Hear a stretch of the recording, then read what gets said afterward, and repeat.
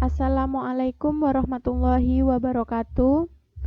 Saya Uswatun Hasanah, NIM T 2017-10033. Di sini kelompok kami, yaitu kelompok 6, akan menjelaskan tentang tekanan dan proses pengangkutan air pada tumbuhan.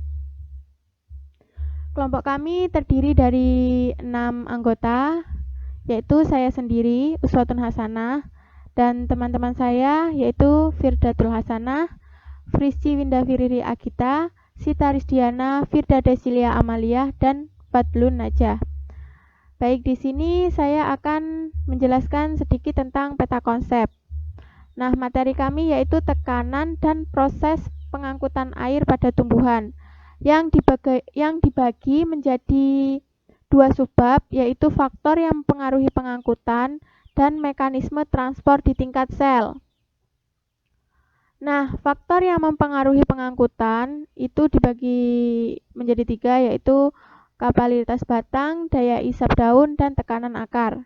Nah, mekanismenya itu ada 4, yaitu intravaskuler, vaskuler, air dan mineral diserap akar, dan ekstravaskuler. Jadi itu tadi mekanismenya yang terdiri dari dua cara, yaitu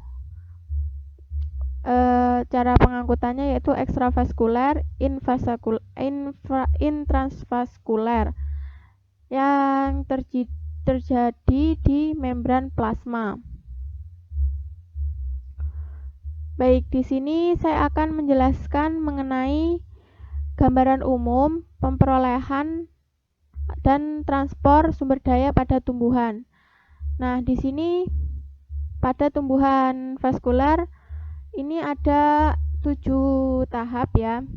Yang pertama itu ini tentang akar. Di bagian akar sini, akar menyerap air dan mineral-mineral yang terlalut dari tanah.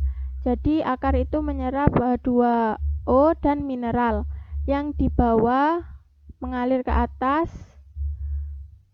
ke batang. Nah, di batang ini terjadilah proses tahap kedua, di mana air dan mineral ditransfer ke atas dari akar sebagai getah silem. Jadi dari akar tadi ditransfer ke atas. Nah, disinilah sampai di sini terjadilah yang namanya transpirasi. Transpirasi itu kehilangannya air dari daun yang menyebabkan gaya, yaitu gaya menarik ke atas. Jadi kenapa tadi kok bisa mineral itu ke atas, ditransfer ke atas, itu karena ada gaya menarik yang disebabkan oleh transpirasi. Ini terjadi pada daun. Nah, selanjutnya yaitu tahap keempat. Ini terjadi pada daun melalui stomata. Proses ini yaitu mengambil CO2 dan melepaskan O2. Jadi mengambil karbon dioksida dan melepaskan oksigen. Selanjutnya untuk tahap kelima yaitu masih terjadi pada daun, yaitu terjadi fotosintesis yang menghasilkan gula, yang nantinya tuh menghasilkan gula dibantu oleh sinar matahari. Nah, dilanjut sampai ke proses ke-6. Nah, di sini kan ada anak panah. Anak panah ini menuju ke batang, menuju ke bawah dari daun ke batang sampai ke akar. Tapi di sini ada dua arah, yaitu ke atas dan ke bawah. Jadi di sini getah floem itu dapat mengalir ke dua arah, yaitu ke atas, ke tunas, dan ke bawah, yaitu ke akar. Nah, dari akar sinilah proses terakhir terjadi, yaitu terjadi proses pertukaran gas. Jadi terjadi di dalam akar, di dalam tanah, yaitu prosesnya pengambilan O2 dan membebaskan CO2. Jadi ini kebalikan dari proses keempat tadi. Proses keempat tadi ini kan mengeluarkan O2 dan mengambil CO2. Kalau proses ketujuh ini pelepasan CO2, pengambilan O2 gitu.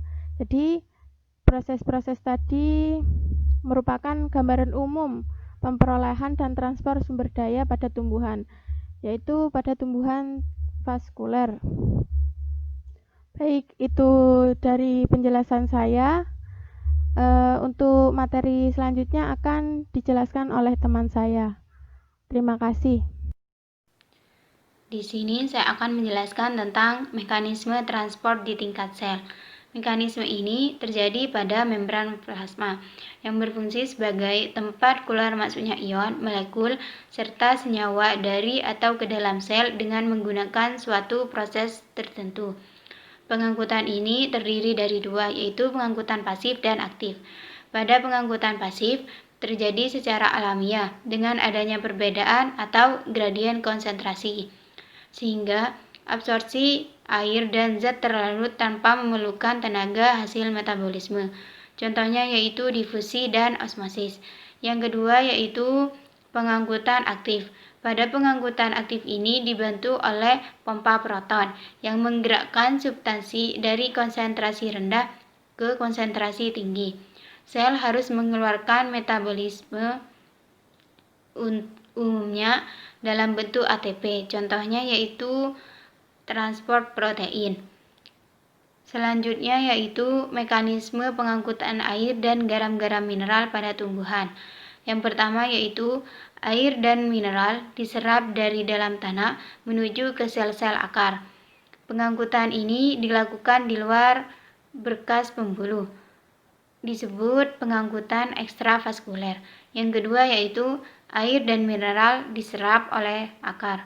Yang ketiga yaitu pengangkutan dalam berkas pembuluh, yaitu pembuluh xilem, disebut pengangkutan vaskuler. Dan yang terakhir yaitu air dan mineral dari dalam tanah memasuki tumbuhan melalui epidermis akar, menembus korteks akar, masuk ke stele, dan kemudian mengalir naik ke pembuluh xilem sampai ke pucuk tumbuhan. Sekian dari saya. Baik, di sini saya pemateri ketiga. Nama saya Fristi Windavi, NIM T2017-135. Di sini saya akan menyampaikan mengenai pengangkutan air dan garam-garam pada tumbuhan yang berlangsung melalui dua cara, yaitu di luar pembuluh angkut ekstravaskuler dan di dalam pembuluh angkut intravaskuler. Di luar pembuluh angkut ekstravaskuler, prosesnya adalah dari sel ke sel dan biasanya dengan arah horizontal. Epidermis, bulu-bulu akar, menuju dalam korteks, kemudian masuk ke dalam endodermis, masuk ke dalam xilem dan berakhir di dalam sistem tunas. Yang kedua, di dalam pembuluh angkut atau intravaskuler, dalam xilem dan floem secara vertikal. Air dan mineral dalam tanah masuk melalui buluh akar, menuju epidermis, menuju korteks, masuk dalam endodermis, menuju perisikel, dan berakhir masuk ke dalam xilem yang dibawa naik ke seluruh tubuh termasuk daun. Kemudian di sini ada pengangkutan ekstravaskuler, pengangkutan air dan mineral dari tanah di luar bekas pembuluh ini dilakukan melalui dua mekanisme, yaitu simplas dan apoplas.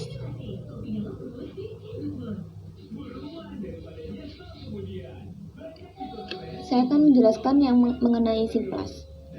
Pada pengangkutan ini, setelah masuk ke dalam sel epidermis bulu akar, air dan mineral yang terlarut bergerak dalam sitoplasma dan vakuola, kemudian bergerak dari satu sel ke sel lain melalui plasmodesmata. Sistem pengangkutan ini membuat air mencapai bagian silinder pusat. Lintasan aliran ini pada pengangkutan simplas adalah sel-sel bulu akar menuju korteks, endodermis, persikel, dan xilem. Kemudian yang kedua, apoplas. Pengangkutan sepanjang jalur ekstraseluler terdiri atas bagian tak hidup dari akar tumbuhan, yaitu dinding sel dan ruang antar sel, air masuk dengan cara difusi. Kemudian aliran air secara apoplas tidak bisa mencapai xilem karena dihalangi oleh lapisan endodermis yang memiliki penebalan dinding sel dari suberin dan lignin yang disebut pita Kaspari. Sehingga pengangkutan air secara apoplas pada bagian korteks dan stele menjadi terpisah. Saya Sita Rusdiana, NIM T 2017-10036. Di sini saya akan menjelaskan tentang pengangkutan intravaskuler, di mana setelah melewati sel-sel akar, air dan mineral itu akan masuk ke pembuluh kayu xilem. Nah, di pembuluh kayu tersebut maka akan terjadi pengangkutan secara vertikal. Dan pembuluh kayu ini kan terdiri dari beberapa jenis sel. Nah, yang berperan dalam proses ini yaitu sel-sel trakea. Nah, yang selanjutnya yaitu tentang faktor-faktor yang mempengaruhi pengangkutan air. Yang pertama, tekanan akar. Yang kedua, kapilaritas batang. Dan yang ketiga yaitu daya isap daun atau yang biasa disebut dengan transpirasi. Nah, pada proses tekanan akar, itu rambut akar mengambil air dari dalam tanah dengan cara osmosis. Nah, proses penyerapan air ini menyebabkan akar menekan air hingga air masuk ke dalam pembuluh kayu. Nah, dalam pembuluh ini, air itu akan diangkut menuju ke batang daun yang letaknya lebih tinggi. Saat air masuk ke dalam sel, akan terjadi tekanan pada dinding sel, sehingga sel akan merenggang. Hal inilah yang menyebabkan adanya tekanan hidrostatis untuk melawan aliran air tersebut. Nah, tekanan hidrostatis itu didefinisikan sebagai tekanan zat cair yang diam. Jadi, tekanan hidrostatis yang ada di dalam sel itu biasa disebut dengan tekanan turgor, di mana tekanan turgor ini berkembang melawan dinding sebagai hasil masuknya air ke dalam vakuola sel yang disebut dengan potensial tekanan. Nah, jika sel yang bersebelahan itu mempunyai potensial air yang berbeda, maka air akan bergerak dari sel yang mempunyai potensial air tinggi menuju ke potensial air yang rendah, sehingga air dapat mengalir dari akar hingga ke daun karena potensial air di akar lebih besar daripada potensial air di daun. Sekian dari saya. Oke, di sini saya akan menjelaskan tentang gutasi. Gutasi adalah peristiwa munculnya tetes-tetes air di tepi daun yang dipengaruhi oleh tekanan akar. Peristiwa ini hanya terjadi pada tumbuhan tertentu. Gutasi paling banyak terjadi pada tumbuhan air, tumbuhan herba, dan rumput-rumputan. Gutasi ini terjadi melalui struktur khusus yang dikenal sebagai hidatot atau stoma air.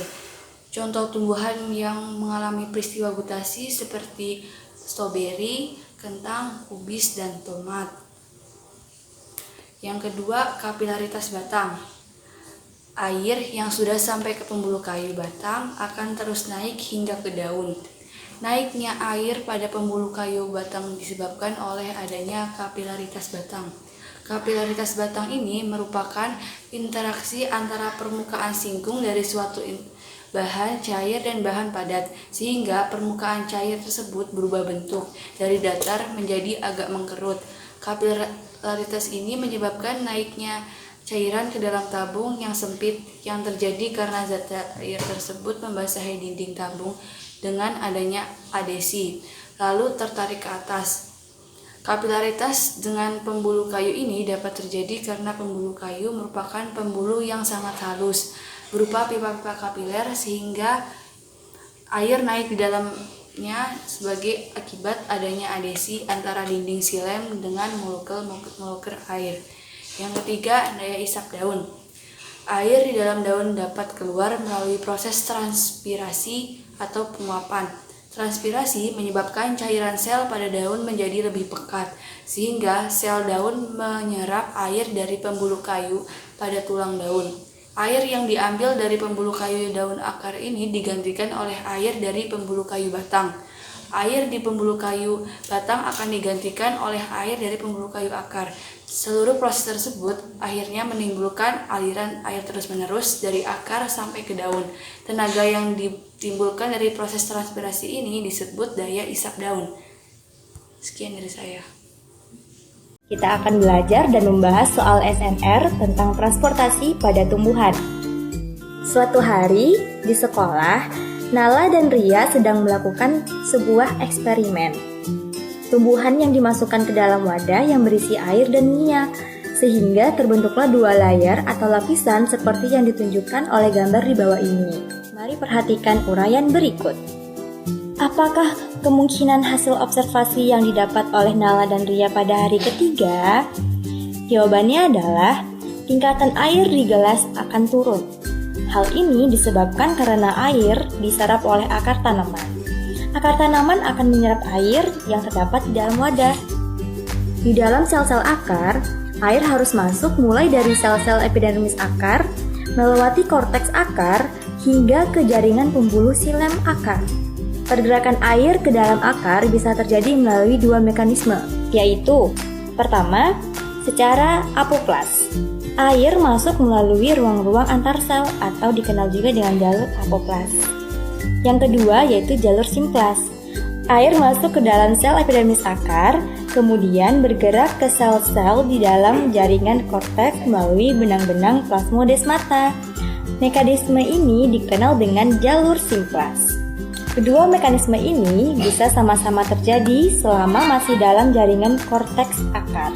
Namun ketika sampai pada jaringan endodermis, air dan garam mineral tidak lagi dapat melewati ruang-ruang antar sel atau jalur apoplas, karena pada jaringan endodermis terdapat garis Kaspari.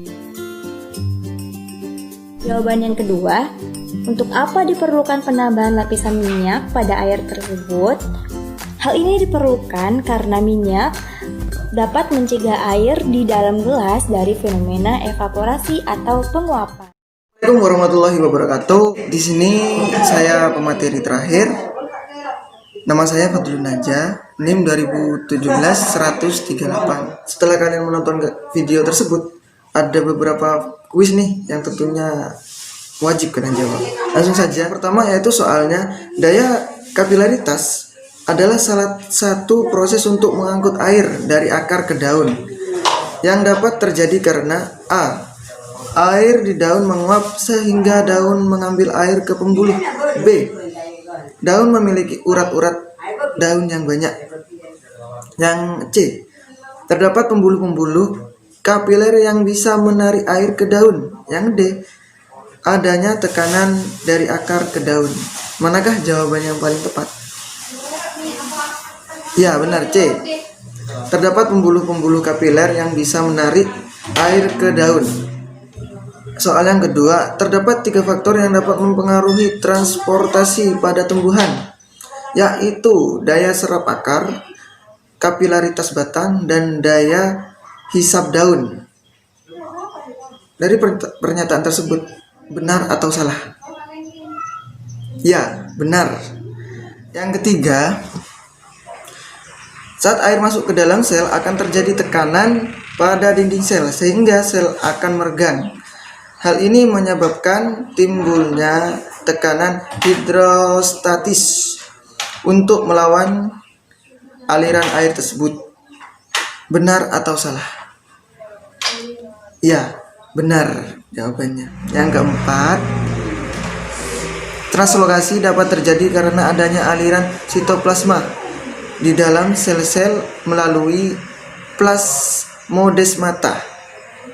Adanya plasmodesmata kemungkinan pengangkutan hasil fotosintesis terjadi secara A.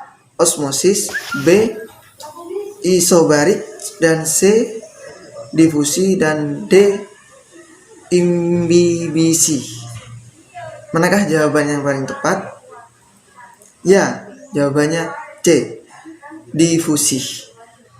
Yang kelima, pembuluh kayu disusun oleh beberapa jenis sel. Namun bagian yang berperan penting dalam proses pengangkutan air dan mineral ini adalah A.